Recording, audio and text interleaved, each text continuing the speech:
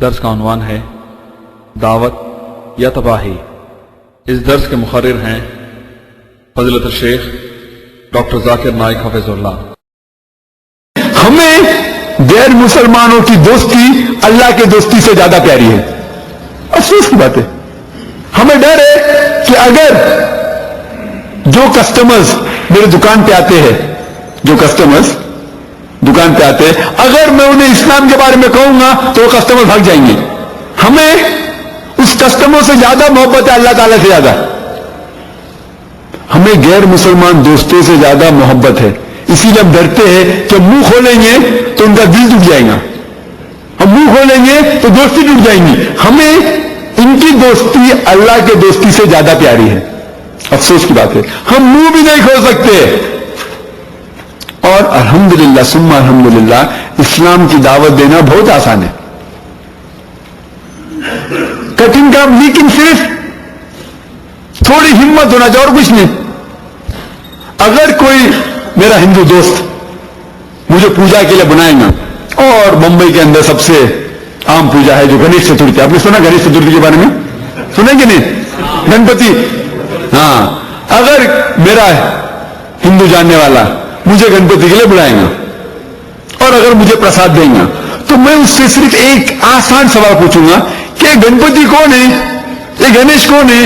تو میرا دوست مجھ سے فرمائے گا کہ یہ گنپتی بھگوان شیوا، لارڈ شیوا کا بیٹا ہے، اور وہ کہیں گا کہ ایک دن جب شیوا گھر سے باہر نکلتے ہیں تو اس کی بیوی پاروتی اپنے جسم کا میل نکال کے ایک بیٹا پیدا کرتی ہے، اور اس بیٹے سے کہتی ہے کہ آپ گھر کے دروازے پہ کھڑے رہو اور میں آرام کر رہی ہوں، گھر میں کسی کو بھی اندر آنے مت دینا۔ اور کچھ دن بعد جب شیوا اپنے گھر پہ لوٹتا ہے اور وہ گھر میں داخل ہونا چاہتا ہے تو یہ لڑکا اسے روکتا ہے، کہتا ہے کہ میری والدہ، میری ماں آرام فرما رہی ہے، آپ گھر میں نہیں جا سکتے۔ شیوا تیش میں آ کے، یہ لڑکا میرے گھر میں مجھے داخل ہونے سے روک رہا ہے، تیش میں آ کے اس کی گردن اڑا ڈالتا ہے۔ تو میں سوال پوچھوں گا ہندو دوست سے، آپ کا بھگوان آپ کے بیٹے کو نہیں پہچان سکتا ہے، جب میں تکلیف میں ہوں گا تو مجھے کیسے پہچانیں گے؟ آپ کا بھگوان آپ کے بیٹے کو نہیں پہچان سکتا ہے تو میں جب تک تکلیف نہ ہوگا تو مجھے کیسے پہچانیں گا؟ اور یہ کہانی وہ کنٹینیو ہوتی ہے، اور اس کہانی کے اندر اتنا دور تک وہ سر چلے جاتا ہے کہ بھگوان اس سر کو واپس نہیں لے جا سکتے۔ تو وہ کہتے ہیں لوگوں سے کہ پہلا جانور جو آپ کے نزدیک آئے گا اس کی گردن کاٹ کے میرے پاس لے جاؤ۔ تو پہلا جانور جو ان کے نزدیک آتا ہے وہ ہوتا ہے ہاتھی، تو ہاتھی کی گردن کاٹتے اور شیوا کے پاس لے جاتا۔ شیوا اس ہاتھی کی گردن کو، اس ہاتھی کی منڈی کو اپنے بیٹے کے اوپر لگاتا ہے اور وجود میں آتا ہے گنیش، گنپتی۔ دیکھو یہ آپ کا بھگوان ہے۔ میرا دوست کہے گا ارے جانے دینا ذاکر، یہ تو مائتھولوجی، تو کہانی چھوڑنا، ارے بٹ مجھے پرساد کھانے کا ہے، آپ ثابت کر کے دکھاؤ کہ گنیش بھگوان ہے اور میں کھا سکتا ہوں۔ تو قرآن میں لکھا گیا ہے کہ اگر اللہ کے نام کے اوپر کوئی چیز دی گئی ہے تو میں سے کھا سکتا ہوں، اب ثابت کر کے دکھاؤ کہ یہ اللہ ہے، یہ خدا ہے اور میں پرساد کھاؤں گا۔ ارے جانے دینا ذاکر، یہ صرف کہانی ہے لیکن مجھے پرساد کھانے کا ہے۔ آپ ثابت کر کے دکھاؤ کہ گنیش خدا ہے اور میں کھانا کھا سکتا ہوں۔ تو ابھی وہ بھاگ رہا ہے، میں اس کا پیچھا کر رہا ہوں۔ ہمیں منہ کھولنا چاہیے، ایک آسان سوال پوچھنے کا، گنیش کون ہے، اور ہمارا کام ہو جاتا ہے، ہمیں اسے گالی نہیں دینے کا۔ قرآن میں اللہ سبحانہ وتعالیٰ فرماتے ہیں سورہ انعام میں، سورہ نمبر 6 آیت نمبر 108 میں کہ revile not those people who worship God besides Allah, lest in their ignorance they will revile Allah سبحانہ وتعالیٰ۔ ہمیں وہ لوگوں کو گالی نہیں دینا چاہیے، وہ لوگوں کو بلا بڑا نہیں کہنا چاہیے، وہ شخص جو اللہ کے علاوہ دوسری کسی کی عبادت کرتے ہیں، کیونکہ جہالت میں وہ لوگ اللہ سبحانہ وتعالیٰ کو گالی دیں گے۔ ہمیں وہ لوگ کو گالی نہیں دینا چاہیے جو لوگ اللہ کے علاوہ دوسری کی عبادت کرتے، کیونکہ نہیں تو یہ لوگ جہالت میں اللہ سبحانہ وتعالیٰ کو گالی دیں گے۔ ہمیں تو گالی نہیں دینے کا، ایک آسان سوال پوچھتے ہیں گنیش کون ہے اور وہ اپنا کام خود کریں گے، لیکن ہمیں منہ تو کھولنا چاہیے۔ ہم منہ کھولنے سے ڈرتے ہیں، کہتے ہیں کہ اللہ سے سب سے زیادہ محبت کرتے ہیں لیکن میرے حساب سے تو نہیں کرتے، منہ کھولنے سے ڈرتے ہیں۔ اللہ سبحانہ وتعالیٰ فرماتے ہیں سورہ بقرہ میں سورہ نمبر 2 آیت نمبر 120، اس کی تلاوت آج کی تراویح میں ہوئی، وَلَن تَرْضَىٰ عَنْكَ الْيَهُودُ وَلَا النَّصَارَىٰ حَتَّىٰ تَتَّبِعَ مِلَّتَهُمْ، یہ نصارہ اور یہودی لوگ آپ سے کبھی بھی خوش نہیں ہوئیں گے جب تک آپ ان کا دین قبول نہیں کریں گے۔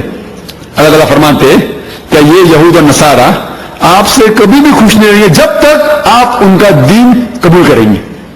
اللہ تعالیٰ فرماتے ہیں سورہ بقرہ میں سورہ نمبر 2 آیت نمبر 111 میں، وَقَالُوا لَن يَدْخُلُوا الْجَنَّةَ إِلَّا مَنْ كَانَ هُودًا وَنَصَارَىٰ، وہ کہتے ہیں یہود اور نصارہ کہ آپ مسلمان لوگ کبھی بھی جنت میں نہیں جائیں گے، آپ کتنی بھی عبادت کرو، صلاۃ پڑھو روز 5 ٹائم، حج پہ جاؤ، رمضان میں روزہ رکھو، آپ لوگ کبھی بھی جنت میں نہیں جائیں گے۔ صلاۃ پڑھو، آپ کے ماتھے کے اوپر اگر مارک بھی آئے گا، نشانی رہیں گے تو بھی کوئی فائدہ نہیں۔ آپ حج کرے ہوں گے، رمضان میں روزہ رکھتے ہوں گے، زکات دیتے ہیں، تو بھی آپ لوگ جنت میں نہیں جائیں گے تب تک آپ یہود یا نصارہ نہ بنے۔ یہ یہود نصارہ ہم سے کہتے ہیں کہ آپ مسلمان کبھی بھی جنت میں نہیں جائیں گے، کتنے بھی اچھے کام کرو، زکات دو، روزہ رکھو، نماز پڑھو، آپ لوگ جنت میں نہیں جائیں گے تب تک آپ یہود یا نصارہ نہ بنے۔ اللہ تعالیٰ فرماتے تِلْكَ أَمَانِيُّهُمْ، یہ بکواس ہے بکواس، قُلْ ان سے کہو ہاتھ برہانکم، پروڈیوس یور پروف، آپ اپنا برہان پیش کرو، قُلْ ہاتھ برہانکم ان کنتم صادقین، اگر آپ سچے ہیں۔ اللہ تعالیٰ فرماتے جب بھی کوئی بھی اونچے اونچے بات کہتا ہے، بڑے بڑے ڈینگے مارتا ہے، تو اس سے کہو قُلْ ہاتھ برہانکم، آپ کا برہان پیش کرو، ان کنتم صادقین، اگر آپ سچے ہیں۔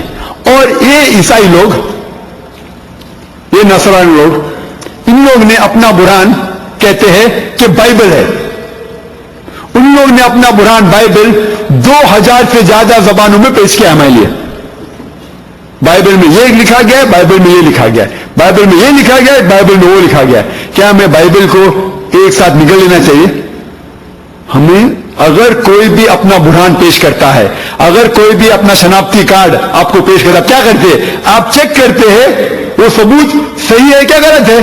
اگر کوئی برہان، اگر کوئی ثبوت آپ کو پیش کر رہا ہے، آپ کو پہلا چیک کرنا چاہیے کہ وہ ثبوت صحیح ہے کیا غلط ہے۔ ہم مسلمان کہاں کر رہے؟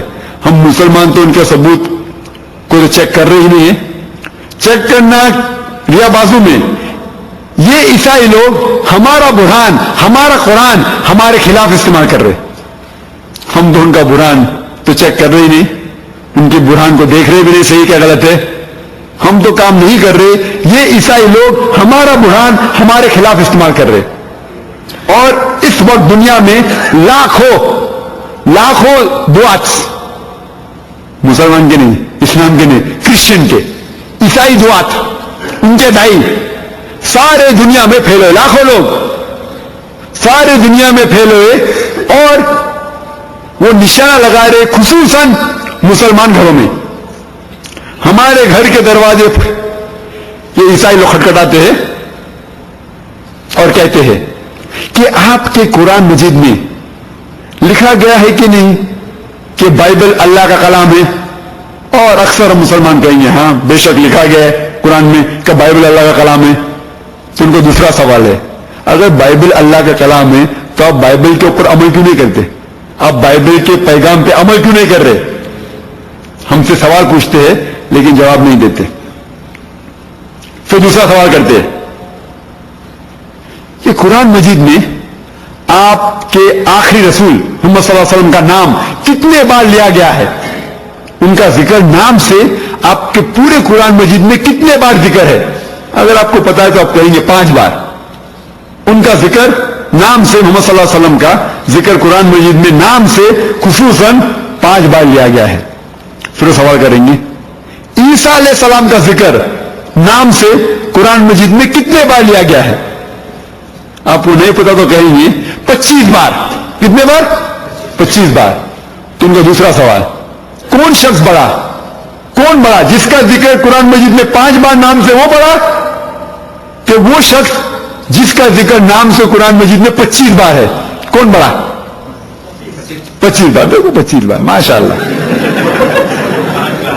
آپ کو سوال پوچھیں گے جواب نہیں دیں گے، سوال پوچھ کے چھوڑ دیں گے۔ آپ کے ذہن میں شک ڈالیں گے, آپ کے ذہن میں پوائزن,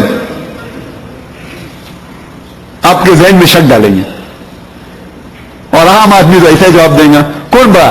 5 بار جس کا ذکر نام سے قرآن مجید وہ بڑا کہ جس کا ذکر قرآن مجید میں 25 بار. اور آپ چیک کریں گے تو الحمدللہ قرآن مجید میں عیسیٰ علیہ السلام کا نام ذکر ہے 25 بار, محمد صلی اللہ علیہ وسلم کا 5 بار, 4 بار محمد اور 1 بار احمد صلی اللہ علیہ وسلم.